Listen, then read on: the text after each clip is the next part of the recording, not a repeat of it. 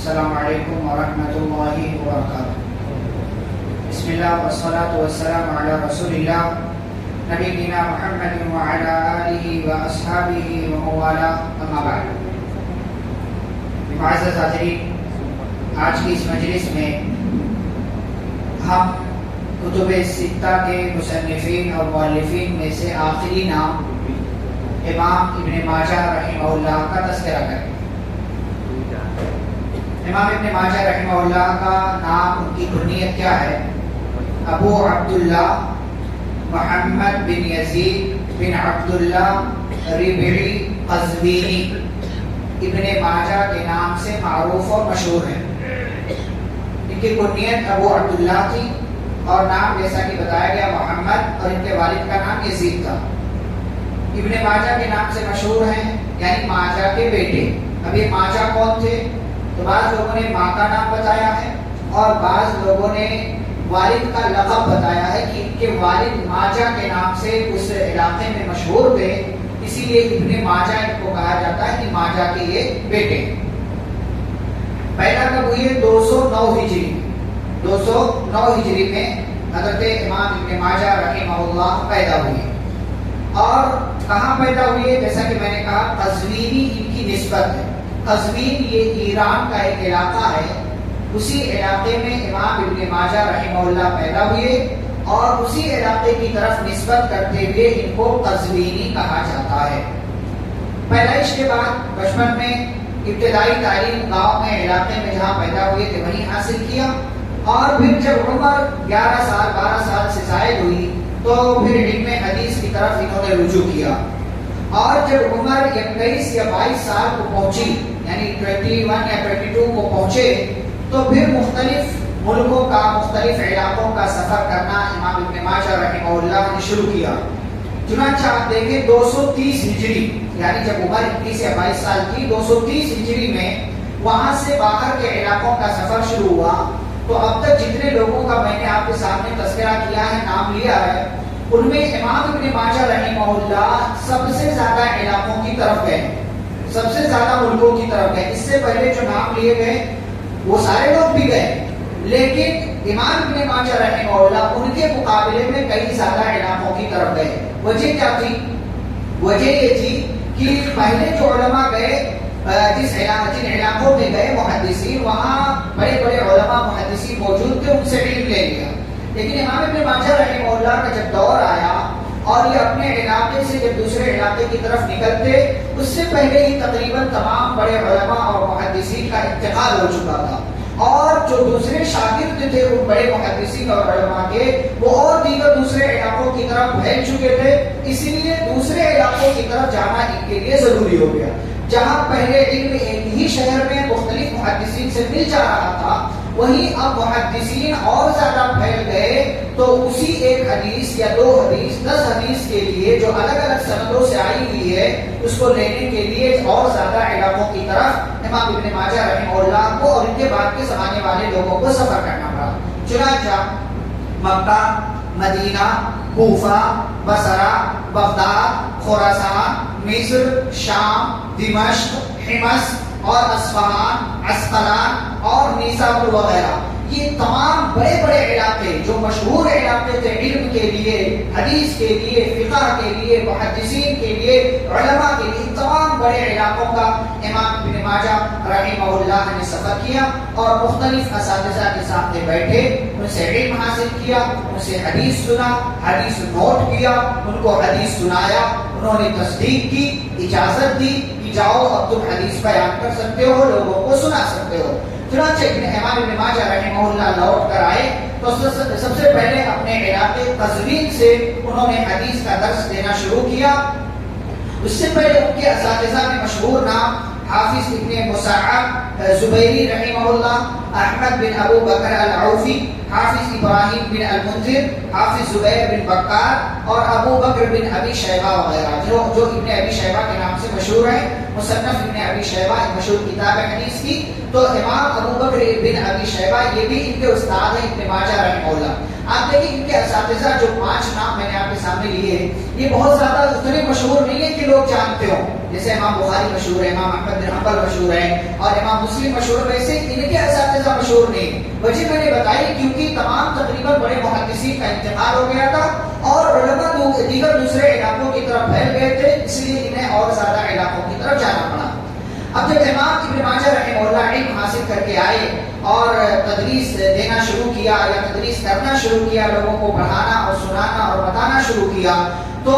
ان کے تلامذہ, ان کے شاگردوں کی تعداد بھی بہت زیادہ تھی. بعض علماء نے لکھا ہے کہ ان سے علم حاصل کرنے والوں کی بہت بڑی تعداد, اتنی بڑی تعداد کہ آپ گن نہیں سکتے, کیونکہ لوگوں کا شوق بڑھتا جا رہا تھا حدیث کے تعلق سے, اس لیے اور زیادہ لوگ حدیث کی طرف راغب ہو رہے تھے, حدیث سن رہے تھے اور سماعت کر رہے تھے. احمد بن ابراہیم القزوینی ان کے شاگرد ہیں, حافظ ابو یعلا الخلیلی ان کے مشہور شاگرد ہیں, ابو الحسن القطان جو ان کے مشہور شاگردوں میں سے ایک ہے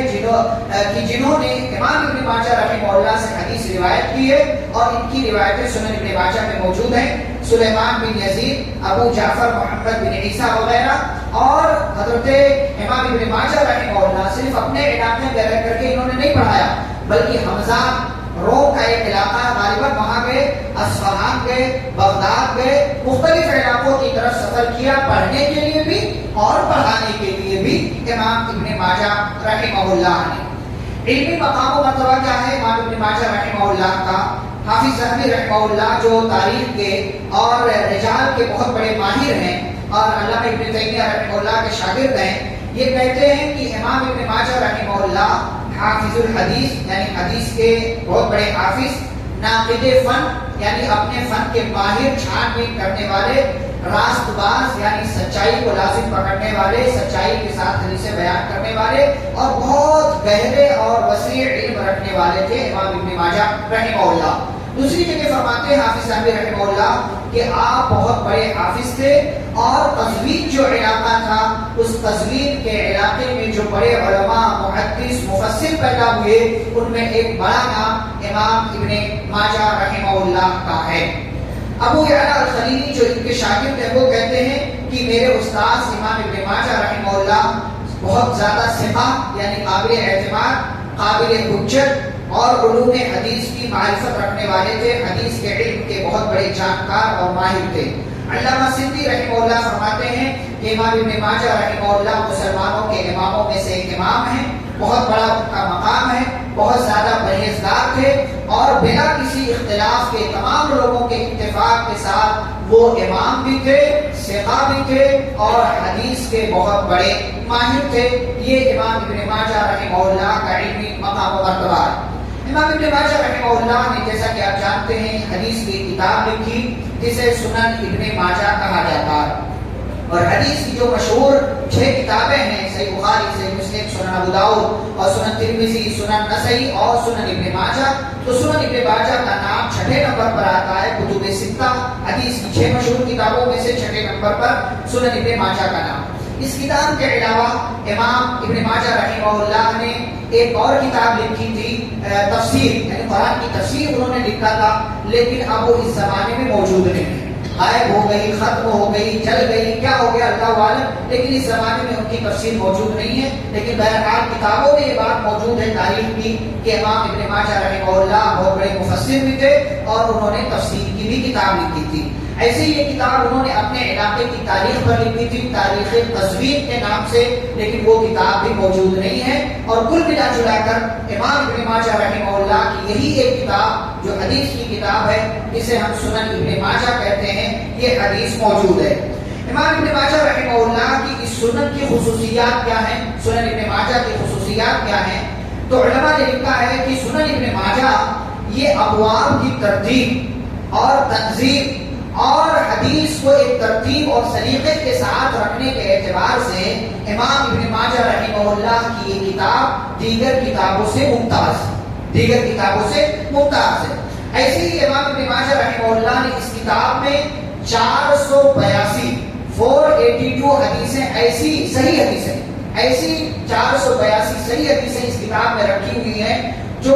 پہلے کی 5 کتابوں میں موجود نہیں. پہلے کی 5 کتابوں میں یہ صحیح حدیثیں موجود نہیں ہیں، لیکن یہ 482 صحیح حدیثیں سنن ابن ماجہ کے اندر موجود ہیں۔ اور امام ابن ماجہ رحمہ اللہ کی یہ کتاب جو ہے سنن ابن ماجہ، اس میں تکرار نہیں ہے۔ جیسے صحیح بخاری دیکھیں آپ، صحیح مسلم، اس میں ایک ہی حدیث کئی موقع سے کئی مسئلے کے تحت آئی ہوئی ہے، لیکن امام ابن ماجہ رحمہ اللہ نے حدیث کی تکرار نہیں کی ہے کہ وہی حدیث ایک سے زائد مقام پر لائے ہو، بلکہ ایک حدیث ایک ہی جگہ پر ہے، دوسرا جو مسئلہ سمجھانے کے لیے اس کے لیے وہ دوسری حدیث لے کر کے آئے ہوئے ہیں، تو اس میں تکرار بھی نہیں ہے۔ ایسے ہی امام ابن ماجہ رحمہ اللہ نے 3002 حدیثیں 3002 ایسی حدیثیں اپنی اس کتاب میں رکھی ہیں جو پہلے کی 5 کتابوں میں موجود تو ہیں، لیکن ان کی سندیں اور ہیں، اور اس سے 3200 جو حدیثیں سنن ابن ماجہ میں ہیں یہ کسی اور سند سے، یعنی بالکل نئی سند سے، جو اس سند سے یعنی اس سند کے علاوہ ہے جو پہلے کی 5 کتابوں میں موجود ہے۔ یعنی اگر وہی 3002 حدیثیں اگر صحیح بخاری، صحیح مسلم، سنن ترمذی، سنن ابو داؤد، سنن نسائی میں ایک واسطے سے ہیں، تو امام ابن ماجہ رحمہ اللہ نے اس واسطے کو اپنی کتاب میں درج نہیں کیا ہے، بلکہ سیم حدیث کو اور انہی تمام احادیث کو کسی دوسری اور نئی سند سے لائے ہوئے ہیں، اور یہ اس اعتبار سے ان کی کتاب کی خصوصیت ہے کہ ایک نئی سند لوگوں کو دریافت ہوئی۔ اسی لیے میں نے کہا کہ مختلف علاقوں میں جانے کا فائدہ ہوگا تھا محدثین کو، اسی لیے جاتے تھے کیونکہ اور کئی سندوں سے ان کو حدیث مل جاتی تھی۔ اور آپ یہ بات بھی یاد رکھیں، جس کے پاس جتنی زیادہ سند ہوتی تھی وہ اتنا ہی زیادہ حدیث کا ماہر سمجھا جاتا تھا، اور جس کے پاس جتنی زیادہ اعلیٰ سند ہوتی تھی وہ اور اتنا ہی زیادہ حدیث کا ماہر سمجھا جاتا تھا۔ تو اس لیے 3202 حدیثیں ایسی ہیں جو پہلے کی کتابوں میں ہیں تو، لیکن کسی اور سند سے، اور یہاں کسی اور سند سے اور نئی سند سے امام ابن ماجہ رحمہ اللہ نے رکھی ہوئی ہے۔ ایسی 1339 ایسی حدیثیں جو صحیح ہیں، ضعیف ہیں، بعض من گڑت بھی ہیں، لیکن یہ 1339 ٹوٹل ایسی حدیثیں ہیں جو پہلے کی 5 کتابوں میں نہیں ہیں۔ اس سے پہلے میں نے کہا 482 صحیح حدیثیں نہیں ہیں پہلے کی کتابوں میں، اس میں، لیکن ٹوٹل کل ملا کر کے 1339 ایسی حدیثیں ہیں جو پہلے کی کتابوں میں نہیں ہیں، اور امام ابن ماجہ رحمہ اللہ نے اپنی اس کتاب میں درج کیا۔ اس اعتبار سے اسی لیے اس کتاب کو کتب ستہ میں رکھا جاتا ہے، حالانکہ بعد میں لکھی گئی ہے اور بہت زیادہ اس میں احادیث بھی نہیں، کل ملا چلا کر کے 4000 کچھ حدیثیں ہیں، لیکن اس کو علماء نے کتب ستہ میں شمار کیا اس کی ان خصوصیات کی وجہ سے اور ان وجوہات کی وجہ سے جو امام ابن ماجہ رحمہ اللہ کی خصوصیات میں سے ہیں، اور بطور خاص انہوں نے اس کتاب میں احادیث کو رکھا ہے۔ یہ کتاب تھی سنن ابن ماجہ، امام ابن ماجہ رحمہ اللہ کی جو حدیث کی صورت میں انہوں نے لکھا ہے، اور 22 رمضان 273 ہجری 64 سال کی 64 سال کی عمر میں حضرت امام ابن ماجہ رحمہ اللہ کا انتقال ہوا۔ ابو بکر اور عبداللہ ان کے 2 بیٹے تھے، انہوں نے کفن دفن کا انتظام کیا اور غسل وغیرہ دیا، جنازہ تیار ہوا، تو ان کے بھائی عبداللہ تھے، انہوں نے اپنے بھائی ابن ماجہ کی نماز جنازہ پڑھائی اور ان کو ان کے علاقے میں تدفین کر دی گئی، ان کی تدفین ہو گئی۔ ان کے انتقال کے بعد گویا کہ حدیث کا ایک بہت بڑا عالم، بہت بڑا جانکار، اس کا انتقال ہو گیا، لوگ بہت زیادہ غمزدہ ہوئے، پریشان ہوئے، شعراء نے شاعری کے ذریعے اپنے غم کا اظہار کیا، لکھنے والوں نے اپنی تحریروں کے ذریعے اپنے غم کا اظہار کیا، اور لوگوں نے کہا آج ہمارے علاقے سے علم و فن کا ایک بہت بڑا امام، حدیث کا بہت بڑا ماہر ابن ماجہ آج ہمارے علاقے سے دوسرے علاقے کی طرف، اس دنیا سے آخرت کی طرف چلا گیا۔ لوگ مغموم ہوئے، پریشان ہوئے۔ اللہم اغفر لہ وارحمہ وعافی واعف عنہ، اللہ پر اپنی کروڑوں رحمتیں نازل فرمائے، آمین۔ صلی اللہ علیہ نبی الکریم، سبحانک اللہم وبحمدک، اشہد ان لا الہ الا انت، استغفرک واتوب الیک۔ السلام علیکم ورحمۃ اللہ وبرکاتہ۔